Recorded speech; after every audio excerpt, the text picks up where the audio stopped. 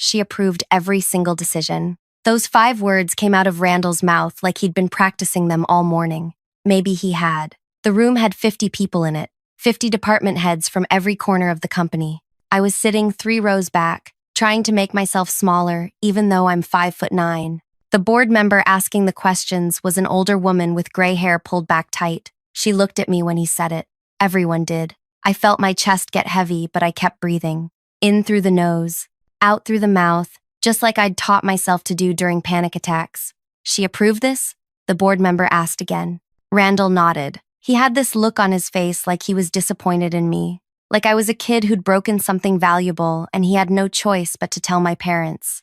Every step of the way, he said. I brought up concerns multiple times, but she was adamant. She really believed in this expansion.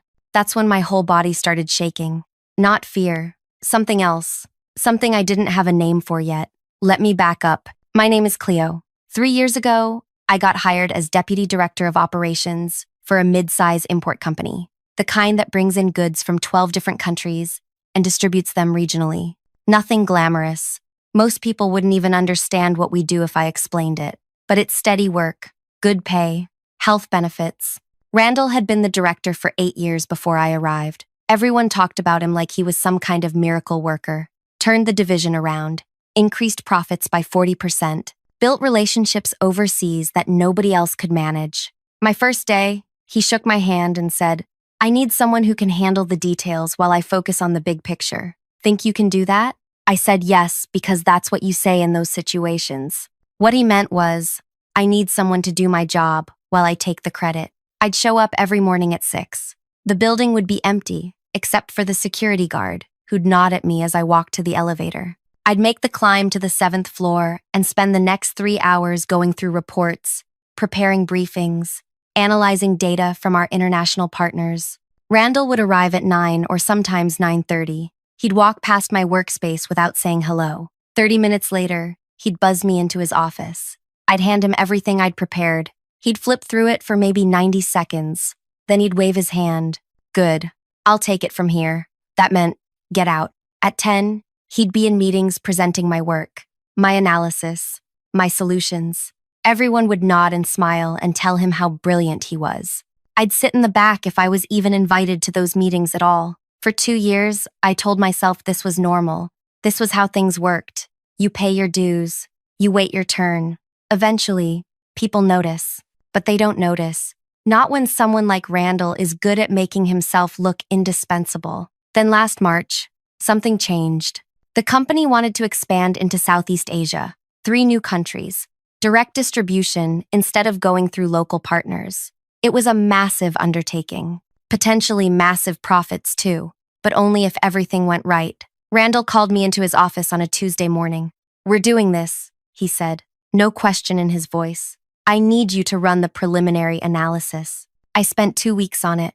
I looked at everything: market conditions, regulatory requirements, currency fluctuations, local competition, infrastructure challenges. I built projections for best case, worst case, and realistic scenarios. The numbers didn't look good. Best case, we'd break even in 18 months. Realistic scenario, we'd lose money for 3 years before seeing any profit. Worst case, we'd hemorrhage cash until someone pulled the plug. I brought my findings to Randall on a Thursday afternoon. He was eating lunch at his desk when I walked in. Some kind of sandwich with extra everything. So? He said with his mouth half full. It's not viable, I told him. Not with our current infrastructure. We'd need to build entirely new distribution networks, hire local staff, navigate regulations that change every 6 months. The risk is too high. He swallowed, took a sip of his drink. You're being paranoid. I'm being realistic. Realistic, he repeated, like the word tasted bad. You know what realistic gets you? A comfortable middle position where nothing ever changes. I didn't get where I am by being realistic. Where you are. I said it before I could stop myself. His head snapped up. Excuse me? I should have backed down. Should have apologized. Should have walked out. Instead, I said, just that we should consider all the factors before committing. I've already committed, he said. The board loves this. They're expecting big things. So unless you have something useful to contribute, I suggest you figure out how to make this work instead of finding reasons why it won't. I left his office feeling like I'd swallowed glass. 2 weeks later, I tried again. I'd refined my analysis, found even more red flags.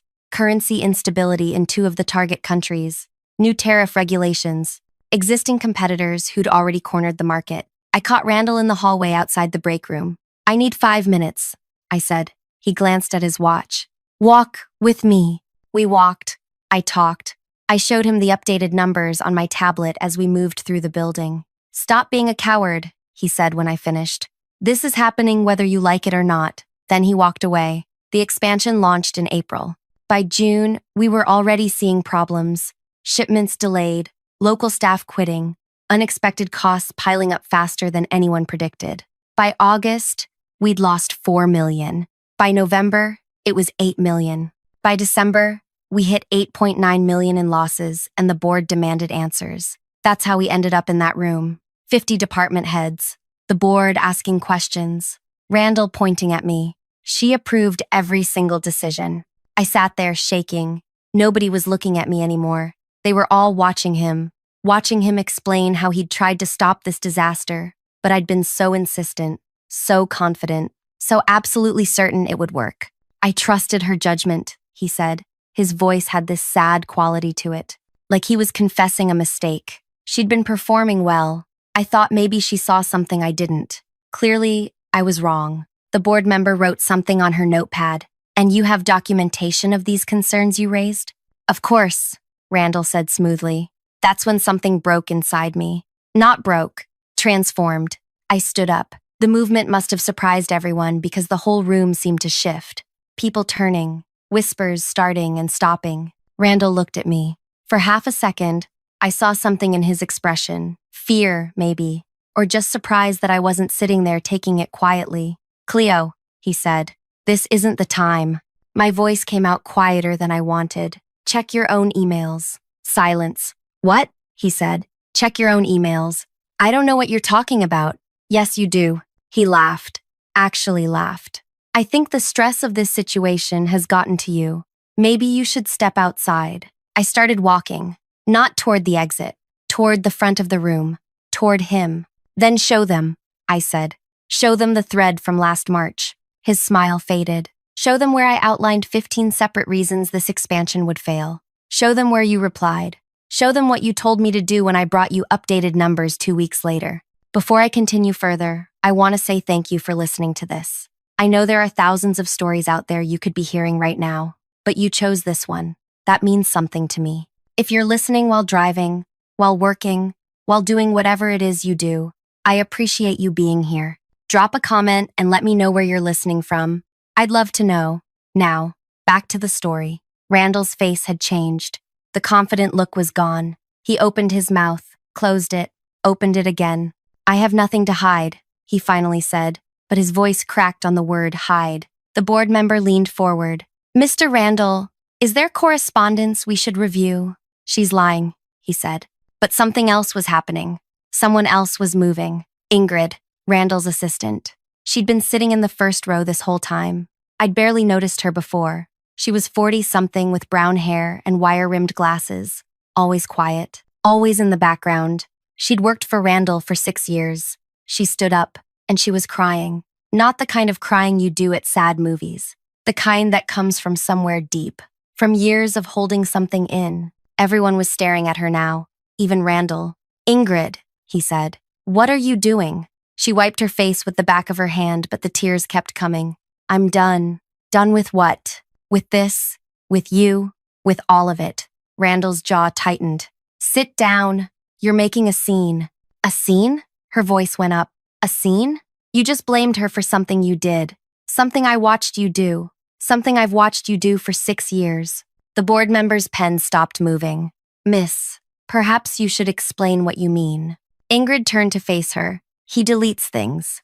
Messages, memos, anything that makes him look bad. He's been doing it since I started working for him. When someone below him has a good idea, he takes it. When something goes wrong, he finds someone else to blame. This isn't the first time. That's enough, Randall said sharply. No, it's not enough. It's not nearly enough. I was still standing there. My legs felt like they might give out, but I stayed upright. This woman I'd barely spoken to was fighting my battle for me. The board member stood up. Mr. Randall, I think we need to take a closer look at the communications surrounding this expansion. There's nothing to look at, he said. My assistant is clearly upset about something personal. This has nothing to do with— I forwarded everything this morning, Ingrid said. She wasn't crying anymore. Her voice had gone steady, firm.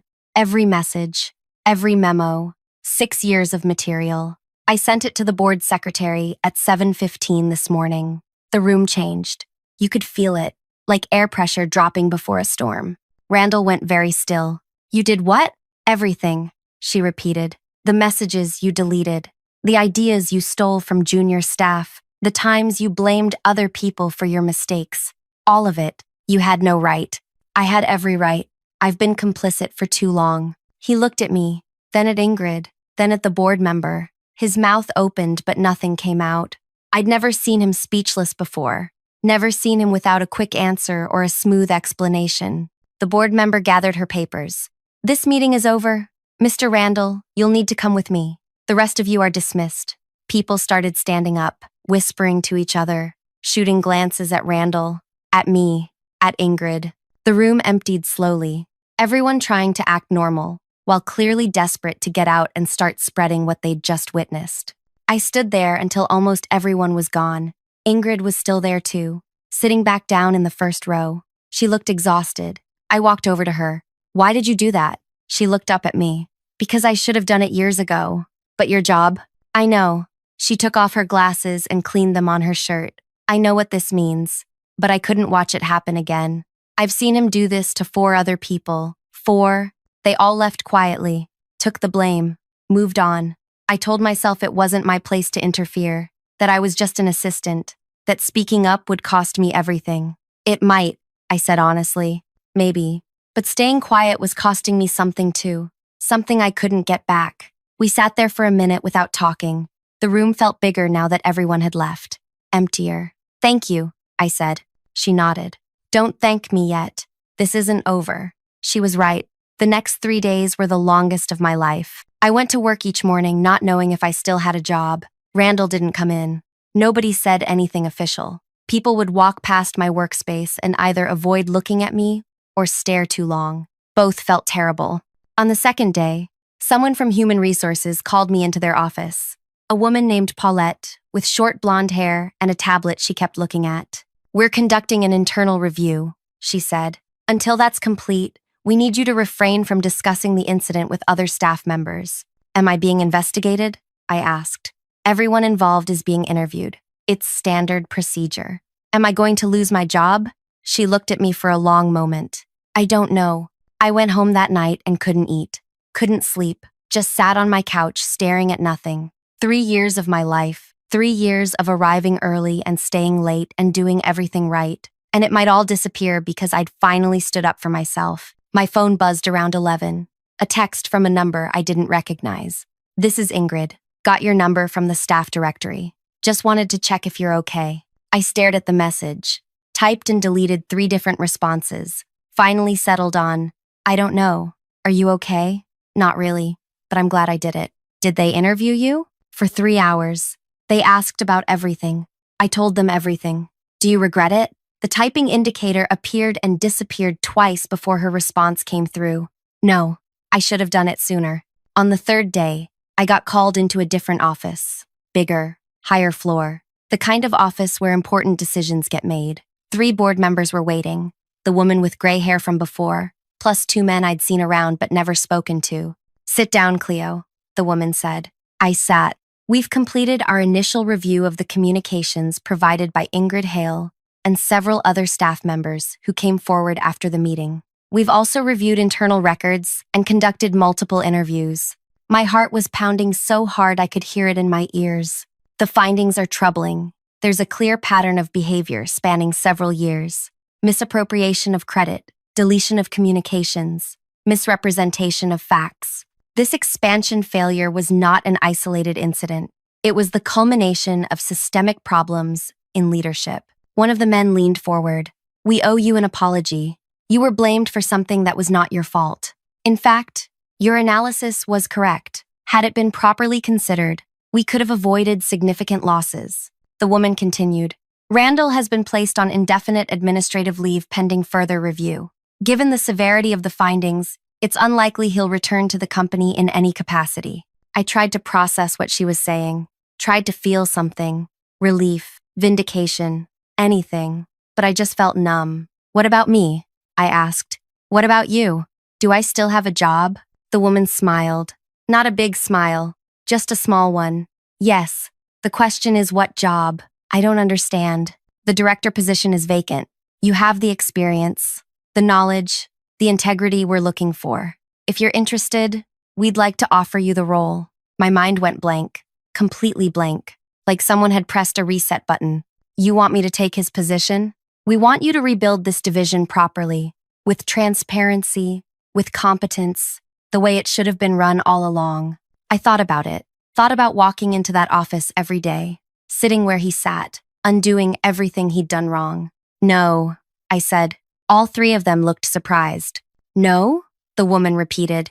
I don't want his position. I don't want his office. I don't want to stay in a place that reminds me of him every single day. Then what do you want? I hadn't planned this, hadn't rehearsed it, but suddenly I knew exactly what I wanted. The international division, the one he destroyed. Let me go there. That's a disaster zone, one of the men said. We're probably going to shut it down entirely. Don't. Give me 2 years. Let me try to fix it. It's a demotion, the woman said. Less pay, less prestige, smaller team. Why would you choose that? Because I want to fix something broken instead of just sitting in a comfortable position pretending I won something. They looked at each other, some kind of silent communication happening between them. 2 years, the woman finally said. If you can stabilize it, we'll reconsider the shutdown. If not, we close it down and you'll have to accept another position in the company. Deal. We shook hands. I walked out feeling lighter than I had in 3 years. Ingrid was waiting in the hallway when I came out. She stood up from the bench she'd been sitting on. How'd it go? She asked. They offered me his job. Her eyes widened. Really? I said no. Why? Because I didn't want it. I took something else instead. She smiled. Good. You shouldn't want to be anything like him. What about you? I asked. What happened? They want me to transfer to legal, help them with the investigation, make sure everything is properly handled. It's more money, better hours. I said yes. That's good. It's terrifying, but good.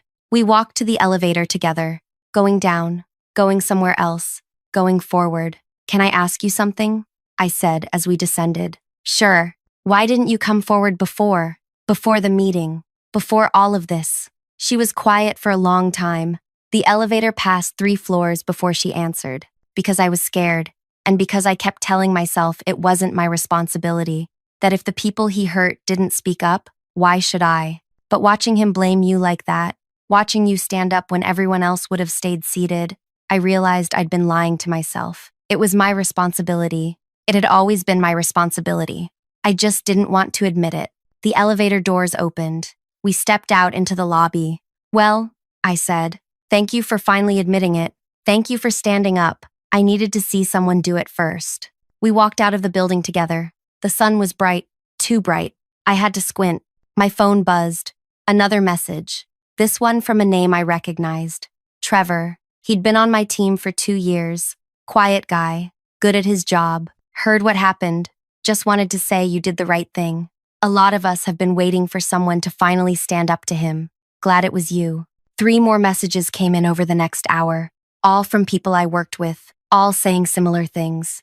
Apparently, Randall had been worse than I realized. The stories people started sharing were worse than anything I'd experienced. I started my new role 3 weeks later. The international division was housed in a smaller building across town. When I walked in on my first day, the place felt abandoned. Half the workspaces were empty. The people who were still there looked defeated, like they were just waiting for someone to tell them it was officially over.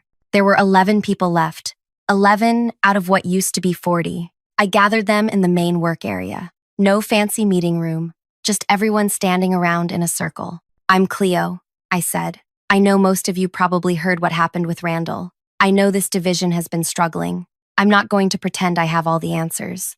but I'm here to try. If you want to try with me, I'd appreciate it. If you want to leave, I understand. No hard feelings. Nobody said anything for a minute. Then a younger guy with dark curly hair raised his hand slightly. Are they shutting us down? Not for 2 years. That's how long I asked for. And after that, we'll see. If we can stabilize things, maybe we continue. If not, at least we tried. A woman with red hair tied back in a ponytail spoke up. What's your plan? I don't have one yet. That's why I need your help. You've been living this disaster. You know what went wrong. Tell me. Over the next 6 hours, they told me everything. And I mean everything. The expansion had been even worse than I realized. Randall had cut corners everywhere, hired the cheapest local staff without proper training, ignored regulatory requirements that seemed complicated, made promises to overseas partners he had no intention of keeping. He just wanted the launch to look good, the curly-haired guy said. His name was Brett. Didn't matter if it actually worked, just had to look impressive in the quarterly report. The woman with red hair was named Simone. She'd been managing the Southeast Asia operations before they collapsed. We were getting warnings from day one: infrastructure problems, cultural misunderstandings, local competitors undercutting us. I sent reports every week. He never responded. Not once. I listened, took notes in a regular notebook with a regular pen, asked questions when I didn't understand something. These people had been ignored for months.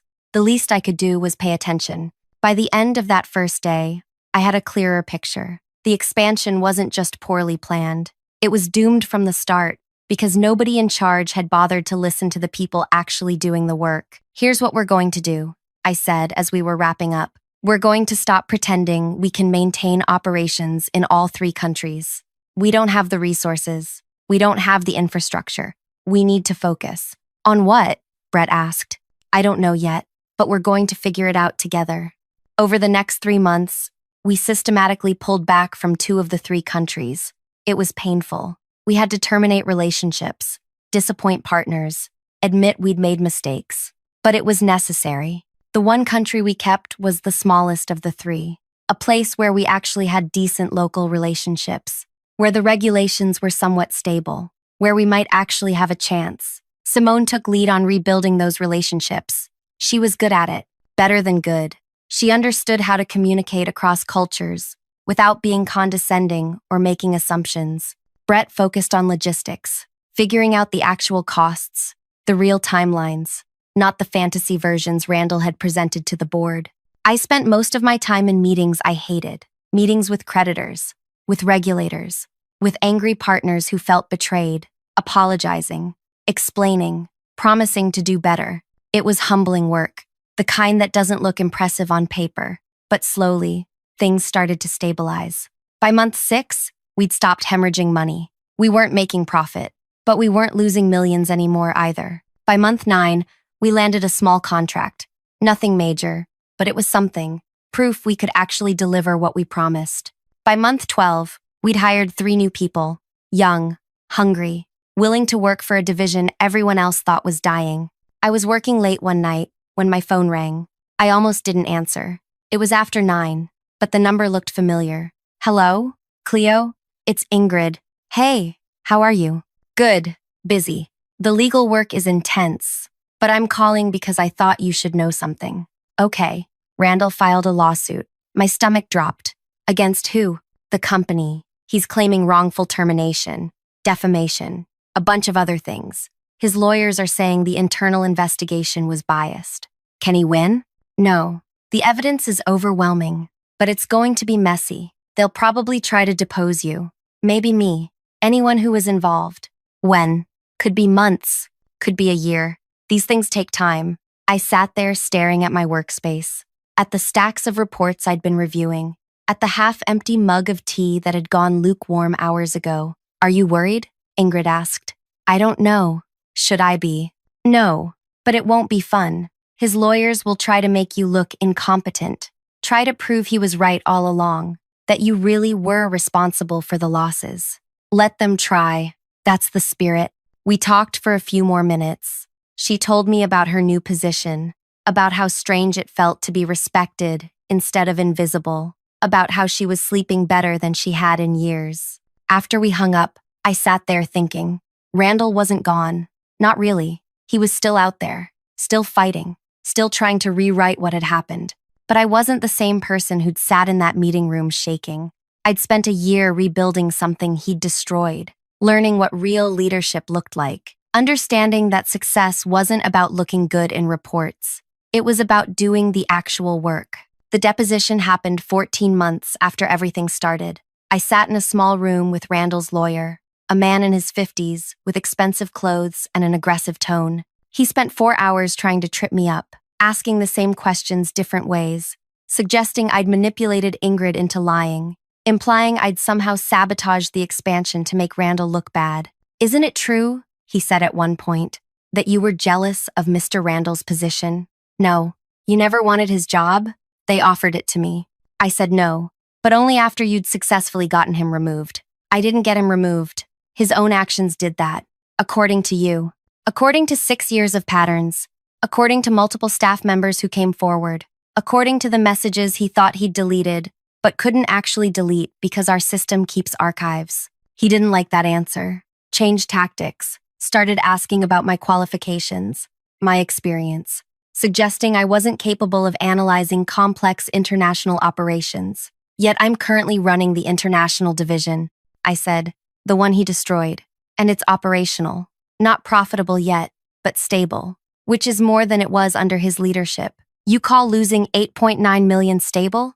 I call stopping the losses and rebuilding relationships stable. Yes."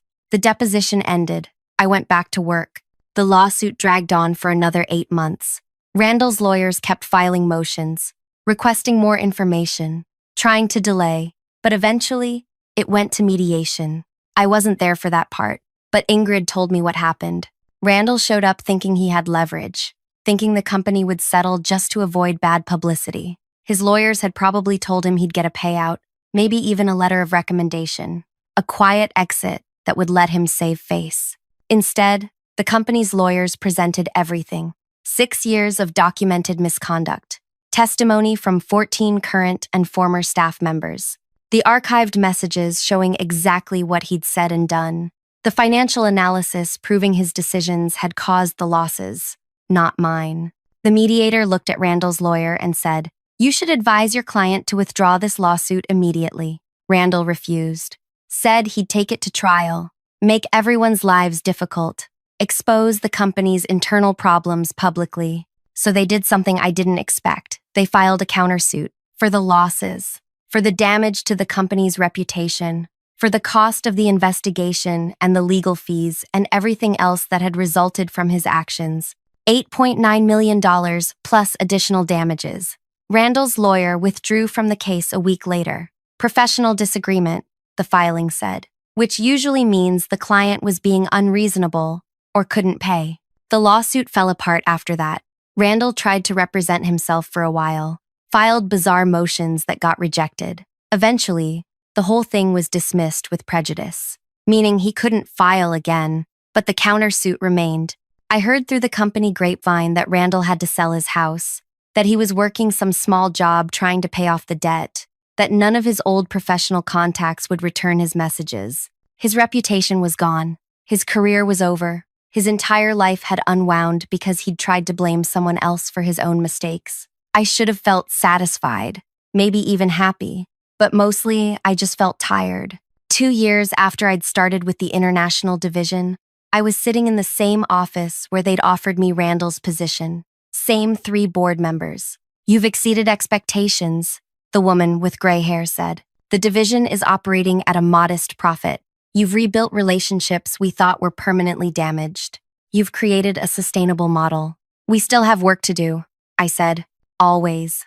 But you've proven it's possible. We're making the division permanent.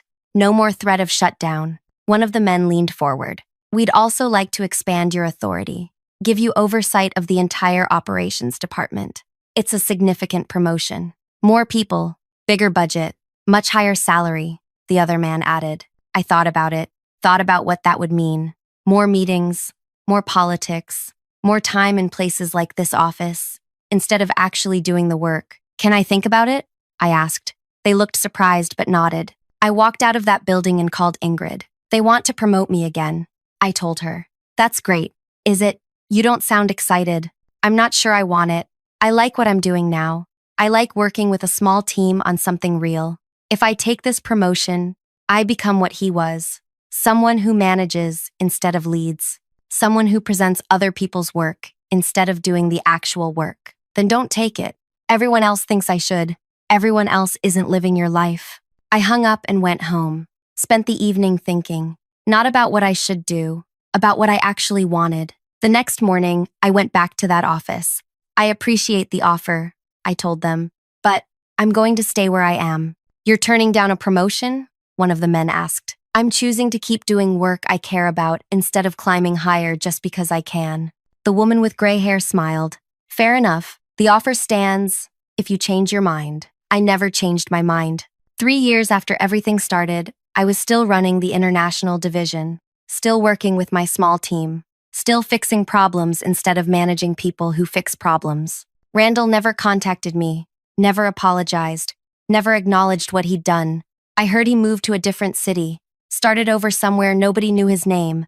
Sometimes people ask me if I got revenge. If I feel like I won, I tell them the truth. I didn't get revenge. I just refused to accept blame for something I didn't do. Ingrid was the one who brought everything into the light. The board was the one who took action. Randall destroyed himself by being exactly who he'd always been. All I did was stand up and say 5 words. Check your own emails. That's it. That's the whole story. And before I go, I want to thank you for sticking with me through all of this. If you found something valuable here, something that resonated with you, I'd really appreciate it if you could hit that like button. Leave a comment telling me what you thought. Subscribe if you want to hear more stories like this one. It helps more than you know. Thanks for listening.